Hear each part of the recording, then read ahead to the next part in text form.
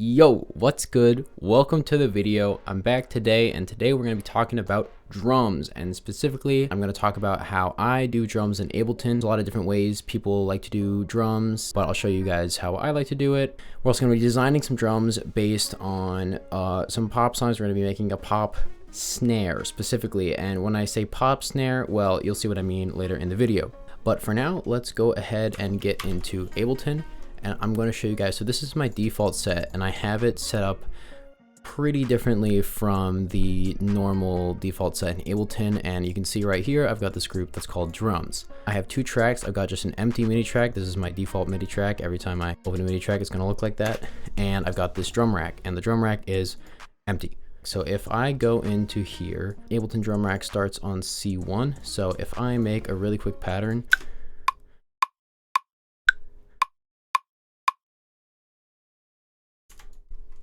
all right, cool, there. I can already tell you exactly what that's gonna sound like when I put in drums, and we haven't even put them in yet. What I have this other MIDI track here for is pretty much always to do my hi-hats, because I like to have the hi-hats pitching around and doing more advanced rhythms and stuff, so it doesn't really make sense to do it in a drum rack. It's easier to keep that separate, so I'll make a really fantastic hi-hat pattern. And again, we don't have any sounds in yet, but I already know pretty much what this is going to sound like. So if I just grab some random drums, cool, nice kick, perfect, and now we have this.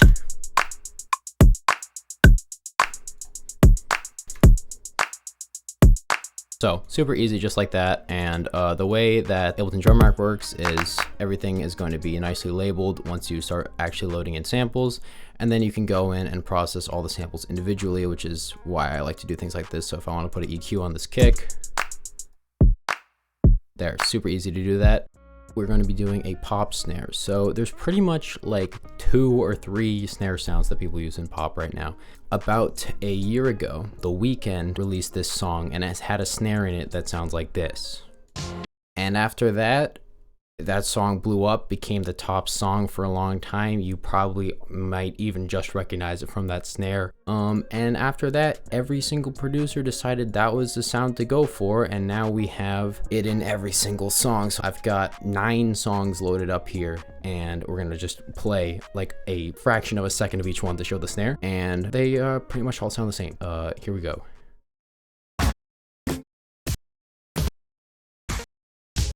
So that's the sound we're going to be going for today. And how are we going to actually be making that?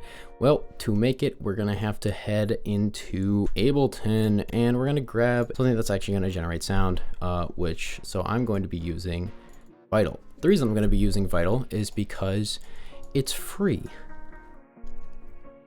So we're going to be making a snare. So snares are kind of complicated. It'd be easier to probably demonstrate by making a kick, and if you look up a sound design tutorial on YouTube for drums, they're pretty much always going to start with the kick, because that's probably the easiest one to do. You kind of just take a sine wave and you get it really short, and then you make it pitch down, and we can do that in Vital by mapping the first envelope to the global transpose.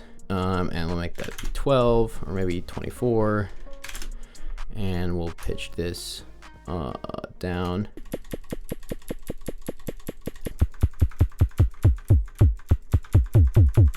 The point is that snares are a little bit more complicated. They have a lot of layers to them. So what I mean by that is, obviously, if you've ever heard a snare drum, it's going to have some sort of high end as well as a lower fundamental. When I say fundamental, actually, Vital does a really good job of showing this with this analysis window. So we've got 2 things here. This first one is an oscilloscope, so that's showing that we've got a sort of square wave going on here, and this bottom one here is a frequency analyzer, and you can see the same thing in my EQ down here. I always have an EQ loaded up on all my tracks because it helps me see what frequencies are present. So with a kick, yeah, you're pretty much gonna have a nice heavy thump in the low end and not so much going on up here, but if you get a snare, you're gonna have a lot more high end. So we're going to add that with a separate layer, and I'm probably just going to use the white noise layer in here. So if we just add in the white noise, we already have, well, we just have a loud kick at this point.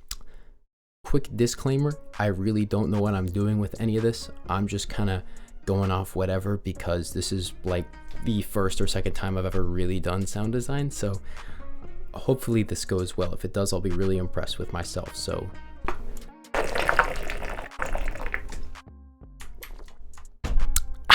okay, well that's not a snare, so let's get rid of the transpose. Okay, let me just draw in a note. Let's go for C3. Okay, so we're getting a fundamental right around 120. That might be too low, actually. Let's go up a little bit.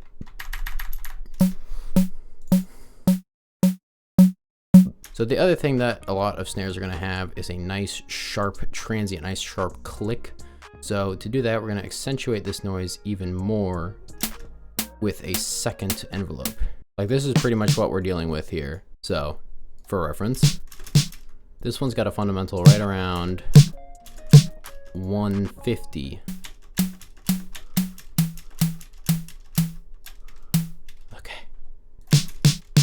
So to get this more like this, we have a really heavy presence right here. That's right around 500. So we're gonna definitely need some distortion. Let's bring that back in. See, now we're getting more of that grittiness that we've got here. Okay, this is not good yet. This is sort of what ours sounds like. And this is what we want it to sound like. Sorry if this is abusing your ears. Trust me, it's abusing mine too. All right, so now what I'm gonna do is sample that out. So we've got this sound now, but we want something more like this.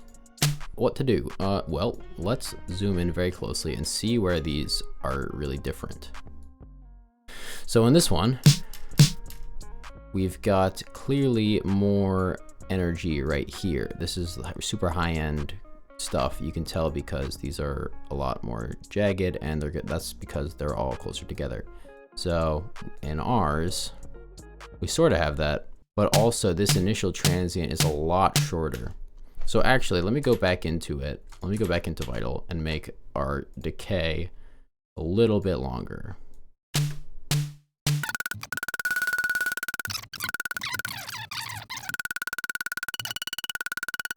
Okay, yeah, so there's definitely more sort of sustain in what we're dealing with over here. So let's get that. We can get that with a few things, but I want to use a compressor. Okay, we're starting to get there. Let's freeze again. Let's try adding something really crazy, like a overdrive. But I feel like it still sounds real bad. So let's try adding this.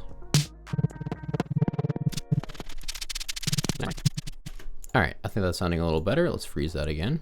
Yeah.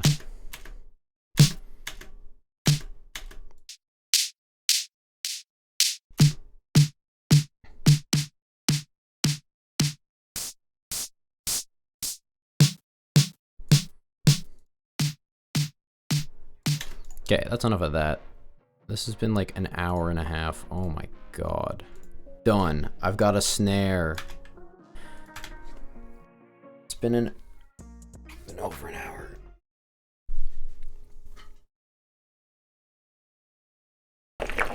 Okay, so now that we've got our lovely snare, we have to save it somewhere. So I'm going to consolidate this. I was going to design 2 snares, but now that seeing how long that's taken, I am not going to go through that again. So we are going to move on to arranging out a drum groove. So we're going to make a pop song type drum beat.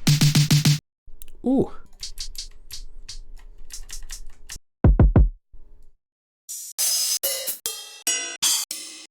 Okay, so we've got a few drum sounds in, so I'm going to head over to the MIDI keyboard and I'm going to show you what I'm doing on there. Okay, so basically the way I have my keyboard set up, I've got 8 pads here, and these are going to correspond to the bottom 8 drum pads in Ableton. So we've got our kick, snare, we got open hi-hat, we got a sort of layer,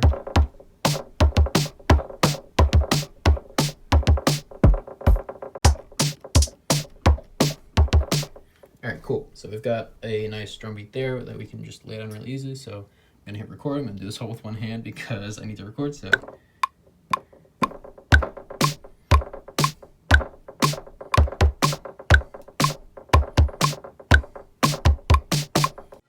now that we've got that super basic drum beat, well, let's speed this up first of all. And let's get some hi-hats in. We're just gonna do it really basic. I could play this all in, but I like doing all my hi-hats in MIDI. There's a really nice plugin that I like using on drums that is called DAW Cassette. It's free from Clevger, or I got it for free. I think they have it for free every once in a while. It's kind of good for making things sound a little more old school. Use sparingly, of course. And then a tiny bit of reverb can really make your drums sound cool. Okay, cool. So there's a nice thing, and let's add a melody over this because otherwise drums by themselves are not super interesting. So let's just grab like a melody sample that might work with this. Let's get something from Guitar Sounds. Get a nice guitar loop. Sad and emotional guitars tend to be pretty good for this kind of stuff.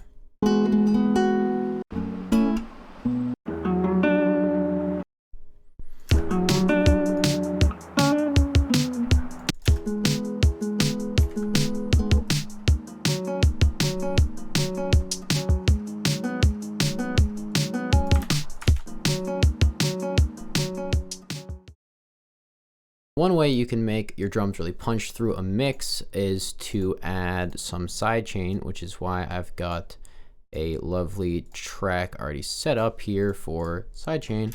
So what we're gonna do is just copy over all the kick and snare, add them to a sidechain trigger channel, or you can just sidechain directly to the kicks and snares.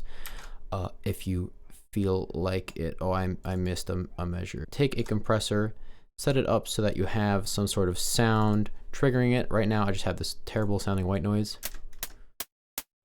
which you're not actually gonna hear. It's just gonna reduce the sound. There we go.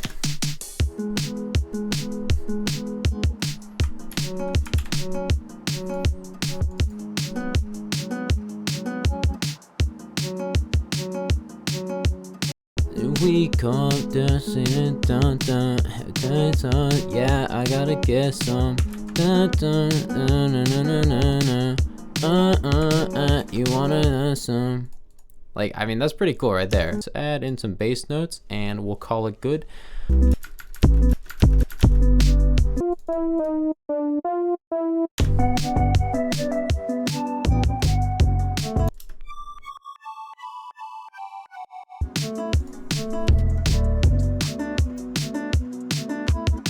All right, that's gonna be it for today, guys. I really hope you enjoy.